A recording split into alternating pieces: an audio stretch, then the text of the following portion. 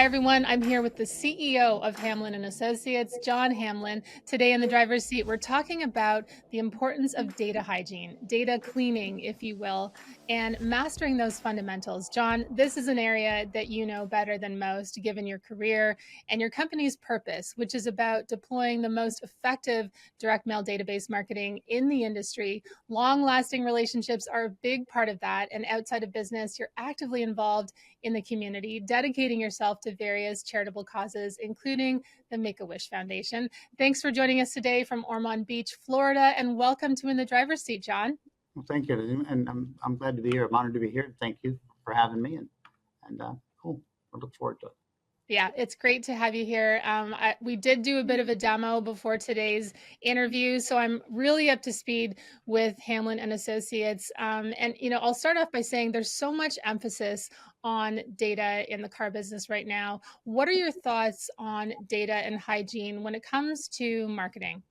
Well, I think taking there's a couple of approaches. One, if it's in your core, if you can't help a client, don't hurt them.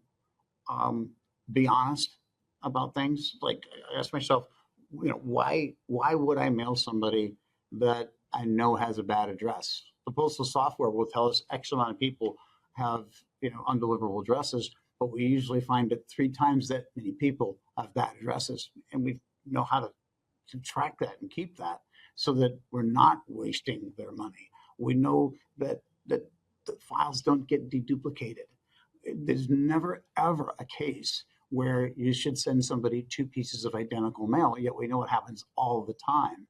And so, again, we go through the hygiene and we really go to sanitation by making sure that we're taking out the 43,000 duplicates. Yes, it's like that. It's that big. Dealers just don't know it. Every dealer I've ever asked if he's received a piece of mail from another dealer, treating him like he was a customer, they've all said yes. And that's because Dear ABC plumbing doesn't work. We can take out companies, and if we take out companies, we can take out every dealer trade you've done. And that's why these dealers are getting those letters from those other companies, because their direct mail company isn't taking out something as simple as dealer trades. Mannheim Auto Wash, and I think they claim to get like 20,000 letters a month. What a colossal waste of their money. So it really is, don't pretend to care. Go the extra mile to sanitize their data. If somebody has called you and said, you sent a letter to my deceased husband, for love of God, get them off the list. Don't do that. When our system does that, we just, how would you how do I want to be treated? Our system, when we do direct marketing for a dealer, we have never been in front of the Attorney General. We've never put a client in front of the Attorney General, and we don't need fine print. We never have, because we're not lying. Don't ask me to lie. I won't.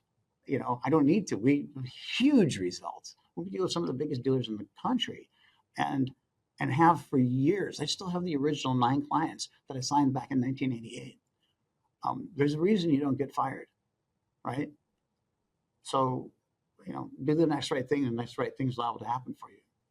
Make sense? Yeah, it makes a lot of sense, John. I mean, when when I had the opportunity to see the demo of how you guys work, I think one of the distinctions that came out from our conversation also is the perception of direct marketing, direct mail. And it's very different, I think, how you do it. Different being not different, the fact that you've done it this way all those years, but I think right now people might have a perception of direct mail being flashy flyers, things that they get that are not personalized, that they go, okay, like this I feel like I'm being over marketed to.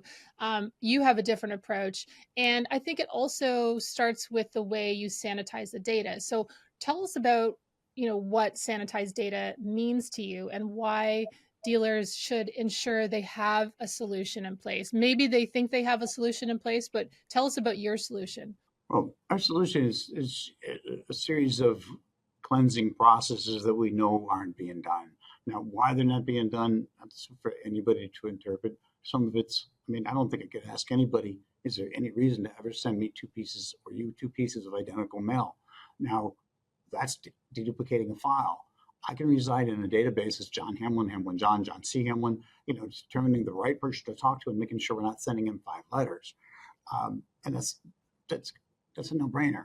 Of course, you would never send two pieces of mail to one person. But we got to remember that a lot of direct mail companies is what it's a price per piece. So therefore, it is a profit per piece. The more pieces I sell you, the more money I make. It doesn't behoove me to shrink your file, by 80,000 people just out of sanitation. That they don't live there anymore. And we get all the return mail. Everybody says they want a long-term relationship with the dealer. We'll do a campaign for a dealer, and then after post-event, we log and we catalog all of the return mail that we did get, which is a lot more than what the postal software guaranteed us.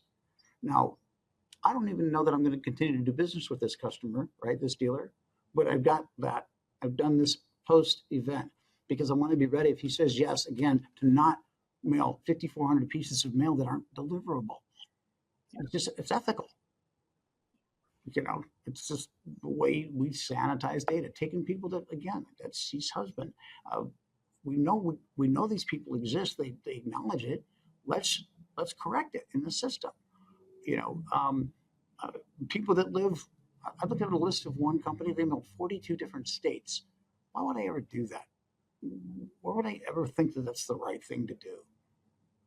Let's talk intelligently to the customer. Let's not insult them with, you know, um, multiple pieces of mail and asterisks and fine print. We don't even use fine print. Like I said, let's talk to them intelligently. Yeah. And that's what we do.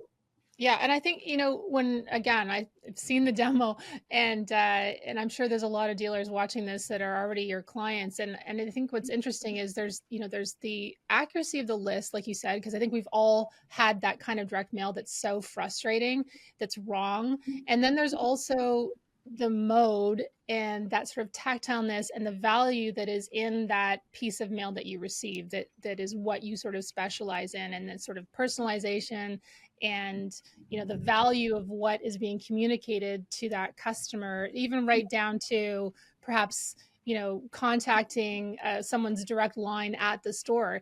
Mhm. You serve over 2,000 dealers across the US, and many of those, like you said, are long lasting partnerships, decades, as you mentioned. How have you seen dealerships gain the most from their relationship with a true marketing partner? Like, why? And you've talked about before with me as well, where you'll say, do I have permission to challenge you when you're talking to one of your clients? As a partner, sometimes it takes a bit of that as well, so that that the campaign can go the way it needs to.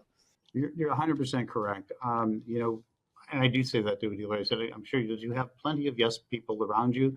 I hope that you're not looking for another one. And I hope it's okay with you that I disagree with you, because I'm going to try to stop you from making some of the fundamental mistakes that dealers make. I could give you an example. I had a dealer call me. Um, he's president of a large group. His event didn't go well.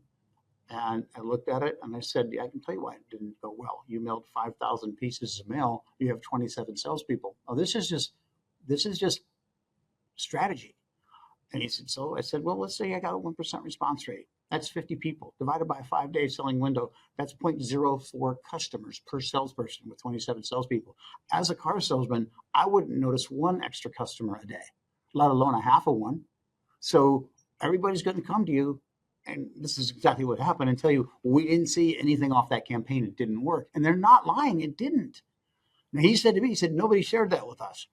I take responsibility. I said, we didn't. I looked at my CRM. We didn't talk about it.